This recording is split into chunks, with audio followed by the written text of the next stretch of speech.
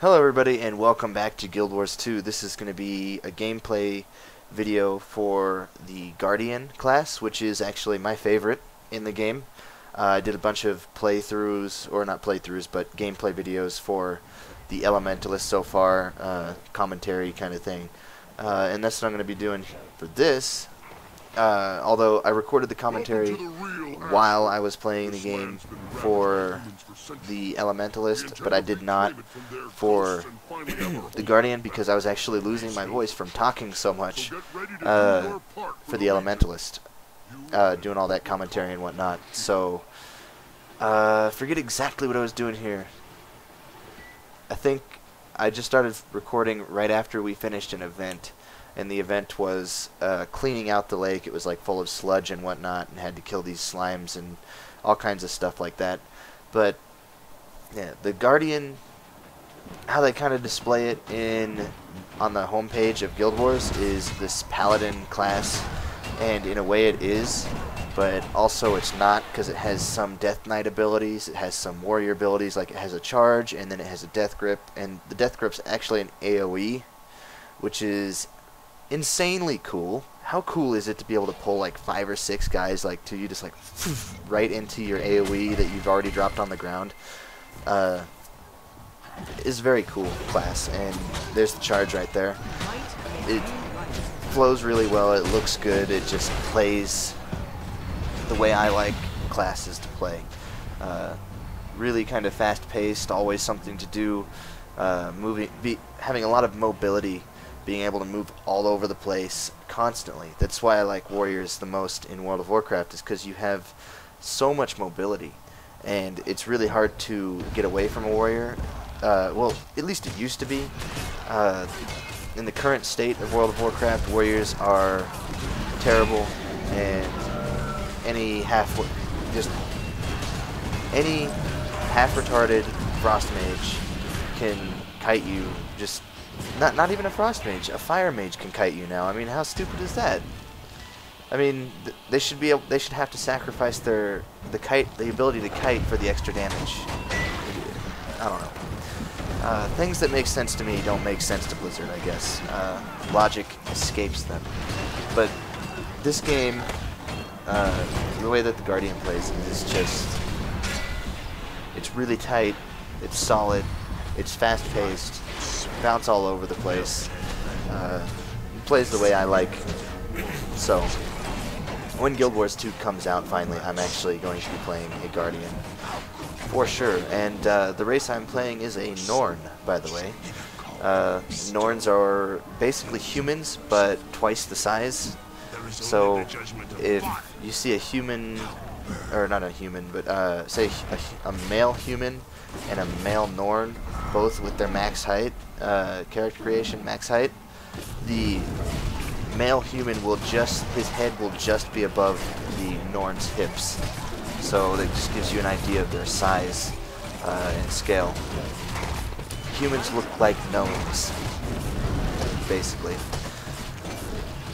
And like I said, this is the Char starting area. I'm actually over here to get a little bit of extra XP because in the beta, I'm not sure if it's the way it's supposed to be, but it feels like the XP scaling is not perfect, because you finish the 1 through 5, say for the Norn, you finish 1 through 5, and you'll finish that by the time you're 4.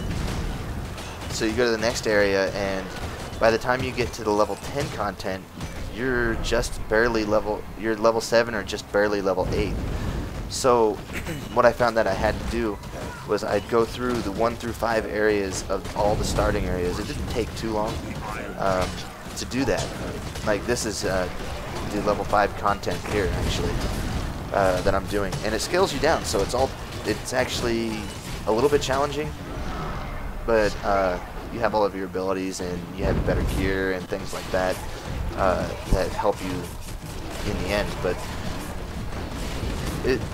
I don't know, it was never too easy to go back and do that. Like, if you were level 8, I forget what level I am here, I can't see it on the screen that I'm watching, but say you're level 8, you go back to level 3 content, that level 3 content is going to be a little bit easier than it would be at level 3, but not to the point where you're going to be able to just one-shot everything. you'll hit a little bit harder, but you won't be able to one-shot stuff because it scales your level down. Like if you look, I can't see it exactly, but the bottom left of the screen, you see that green number? That is my effective level. That's not my actual level. My actual level is actually much higher than that.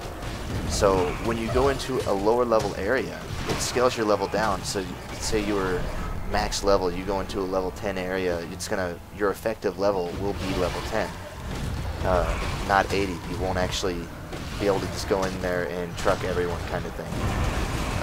Though that wouldn't happen anyways, because that's not how PvP works in Guild Wars. I really enjoy the way that Guild Wars works, and the way they separated their PvP and PvE. They managed to keep world PvP in the game. They managed to keep all that cool stuff that a lot of people like. They managed to keep organized PvP battlegrounds and arenas and everything that is great about PvP, and they kept it separate from the PvE content, which is something that I feel needs to be done more often, because I really don't like it when, say, World of Warcraft, back in Wrath of the Lich King, someone had their Shadowmourne, right? Like, if I was in a BG with my Shadowmourne, Legendary Axe, I could truck through people.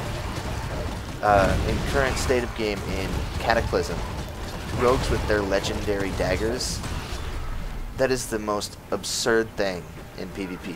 It is the dumbest thing ever, and Legendaries, I mean, that's why Legendaries are bad, because you can mix them into PvP. You shouldn't be able to carry that over, because it gives you such an advantage over the other person. They can have the same gear as you, exactly same gear as you, only your rogue has Legendary Daggers and their rogue has the 2200 daggers. Who's going to win that fight? Just straight up damage? Rogue with Legendary Daggers is going to annihilate the other rogue. It's not even fair. It's just not even close to fair. So, in this game, I'm not sure exactly how it's going to work when it comes out, but in the current state of Guild Wars 2, you can't actually take your PvE gear into the PvP content areas.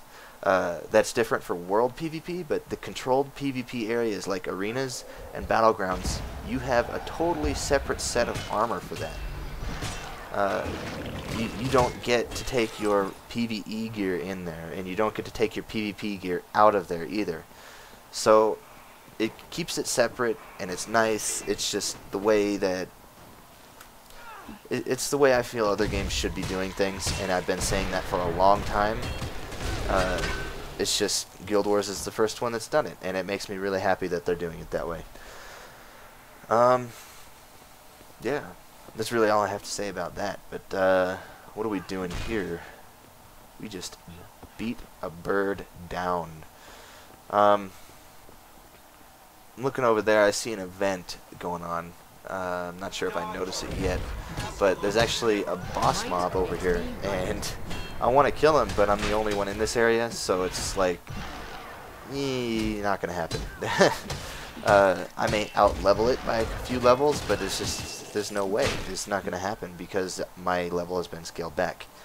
So, I still need other people there to help with it. See, this is where I notice, right there. Oh, XP. Yeah, what else is there to say? I don't want to... Maybe... I don't know. Oh, this is kind of cool. You can actually res NPCs in the game. So if the guards for your side have been killed recently, you can actually res them up. So it's actually pretty cool. And this guy's just going ham all over the place. He's gonna get himself killed again because he's a retard. But for the Guardian, I actually have at least 2, maybe 3 hours worth of footage. So I'm gonna have Guild Wars 2 videos coming out for you guys consistently for the next few weeks. At least a few weeks, maybe a couple months. By then, the next Guild Wars 2 beta is going to be happening, and I'll be getting fresh content. So definitely subscribe if you like Guild Wars 2, if you like my content, if you like my commentaries. Go ahead and hit the subscribe button because they're going to keep coming. So, yeah.